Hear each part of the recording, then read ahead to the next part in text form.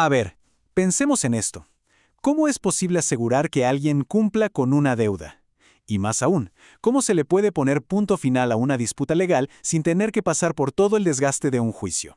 Bueno, para eso existen dos herramientas legales potentísimas, el contrato de fianza y el de transacción. Hoy vamos a meternos de lleno a entender cómo funcionan, porque son claves para manejar riesgos y sobre todo para solucionar conflictos. Esta será nuestra hoja de ruta. Primero vamos a desmenuzar el contrato de fianza. Luego nos pondremos en los zapatos del fiador y veremos qué derechos lo protegen. De ahí saltamos al contrato de transacción, que es básicamente el arte de evitar un pleito. Y cerramos analizando el poder que tienen estos acuerdos para terminar una disputa de una vez por todas. Muy bien, arranquemos con el primer tema, el contrato de fianza. Pensemos en él exactamente como lo dice el subtítulo. Es una red de seguridad financiera que se instala para darle tranquilidad a la persona a la que se le debe dinero, o sea, al acreedor. Para que esto quede súper claro, vamos a ponerle nombre a cada jugador. En esta historia siempre hay tres. Primero, el acreedor, que es a quien le deben plata. Segundo, el deudor, que es quien tiene que pagar. Y tercero, el fiador, que es esta persona que entra como un respaldo. Y ojo, aquí viene lo más importante y lo que a veces genera confusión.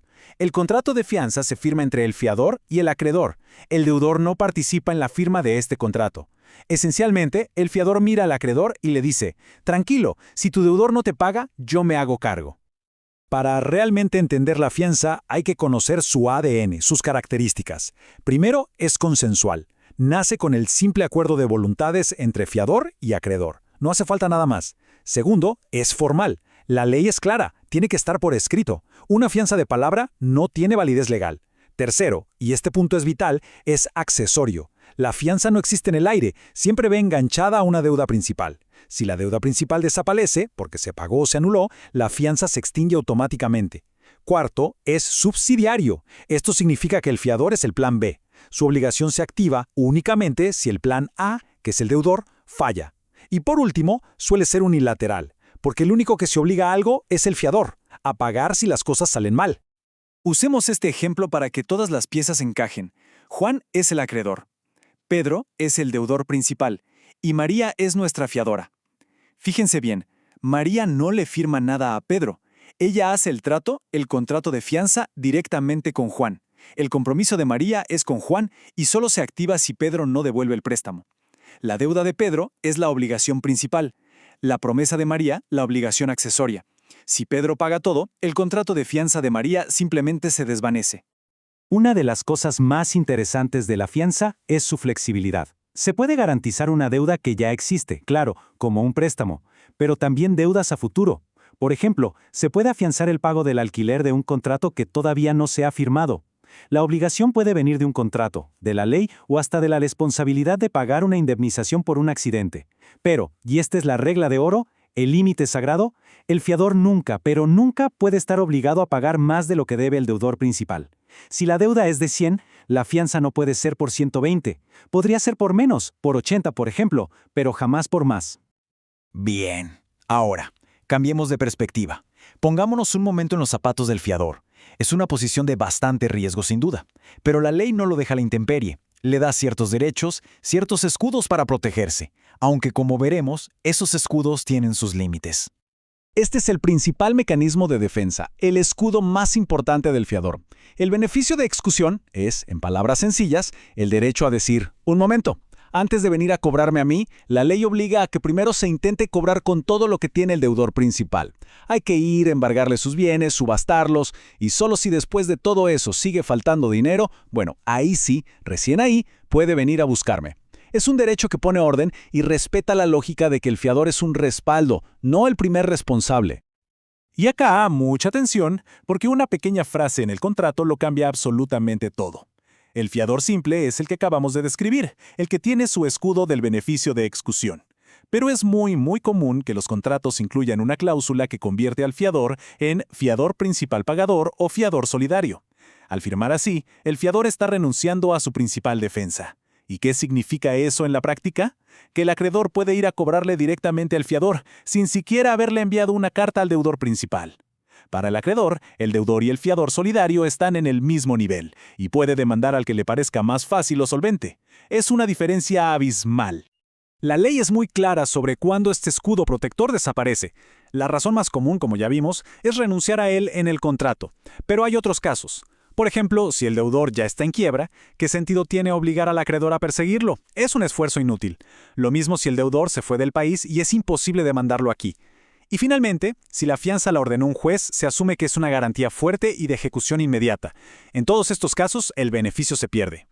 ¿Y qué pasa si para una misma deuda no hay uno, sino varios fiadores? Para eso existe otro escudo, el beneficio de división. Por regla general, la deuda se reparte. Si la deuda es de 90,000 pesos y hay 3 fiadores, a cada uno solo se le puede reclamar su parte, o sea, 30,000. El acreedor no puede ir contra uno solo y exigirle los 90,000. Ahora, al igual que con el otro beneficio, los fiadores pueden renunciar a este y pactar ser solidarios entre sí. Si hacen eso, ahí sí el acreedor podría reclamarle el total a cualquiera de ellos. Perfecto. Dejemos por un momento el mundo de las garantías y pasemos a la solución de problemas. Aquí es donde brilla el contrato de transacción. Es una herramienta legal increíblemente inteligente para ponerle fin a las peleas de una forma negociada, sin pisar un tribunal. Esta pregunta es el corazón del asunto. Todos sabemos que un juicio puede ser un camino larguísimo, carísimo y con un resultado incierto. La transacción nos ofrece una alternativa, una salida inteligente, un acuerdo privado entre las partes que tiene la misma fuerza que una sentencia para cerrar un conflicto para siempre. La definición tiene 2 ingredientes clave. Primero, debe existir una obligación dudosa o litigiosa. O sea, hay una incertidumbre real sobre quién tiene razón, o directamente ya hay un juicio en marcha. Y segundo, y este es el alma del contrato, las partes deben hacerse concesiones recíprocas. Esto es fundamental. Ambas partes tienen que ceder en algo. Si una parte simplemente acepta todo lo que la otra pide, eso no es una transacción, es una rendición. En la transacción, cada uno sacrifica una parte de lo que reclama para ganar algo mucho más valioso, paz y certeza. El proceso es bastante lógico. Todo empieza con un desacuerdo, una disputa sobre un derecho o una deuda. El segundo paso es la negociación, el momento en que las partes se sientan y cada una pone algo sobre la mesa, cede un poco. Y el resultado final es que esa disputa original, esa incertidumbre, muere, se extingue, y en su lugar nace una obligación nueva, clara y aceptada por todos, que es la que queda escrita en el contrato de transacción. Este ejemplo es perfecto para ilustrarlo. Ana está convencida de que le deben 10,000. Benito quizás cree que no debe nada, o mucho menos. Si van a juicio, cualquiera puede ganar. Entonces, negocian. ¿Cuál es la concesión de Ana? Renunciar a cobrar 4,000. ¿Y la de Benito? Aceptar pagar 6,000 que antes no reconocía.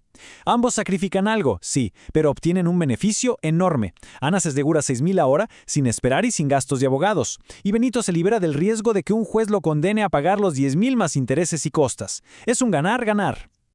Muy bien, llegamos al tramo final. Ya sabemos qué es una transacción. Pero, ¿qué tan poderosa es? ¿De verdad puede cerrar un conflicto con la misma fuerza que una sentencia de un juez? Vamos a ver sus efectos. Esto no es un detalle menor. Significa que el contrato de transacción no es un acuerdo de palabra, no es una simple promesa. Es ley para quienes lo firman. Una vez que se firma, es obligatorio, y si alguien no cumple, se puede exigir su cumplimiento ante la justicia. Pero va más allá. Tiene el efecto de cosa juzgada. Esto quiere decir que el tema sobre el que se transó queda cerrado para siempre. No se puede volver a discutir en un tribunal. El conflicto murió. A pesar de su enorme poder, este contrato depende de la buena fe y de que la base sobre la que se negocia sea real. Por ejemplo, si se acuerda la división de una herencia basándose en un testamento y después se descubre que ese testamento era falso, la transacción es nula, no vale nada. Lo mismo pasa si 2 personas negocian para cerrar un juicio sin saber que, el día anterior, un juez ya había dictado la sentencia final. La ley protege a las partes de acuerdos que se basan en errores graves o directamente en fraudes. Y aquí está su gran utilidad práctica. Si hay 2 partes enfrascadas en un juicio, en cualquier momento pueden decidir negociar. Si llegan a un acuerdo de transacción, simplemente lo escriben, lo firman y se lo presentan al juez que lleva la causa. El juez, al ver que las partes resolvieron el problema por su cuenta, simplemente aprueba el acuerdo y da por terminado el juicio. Es la forma más rápida y eficiente de cerrar un proceso judicial. Y esta pregunta final nos invita a reflexionar.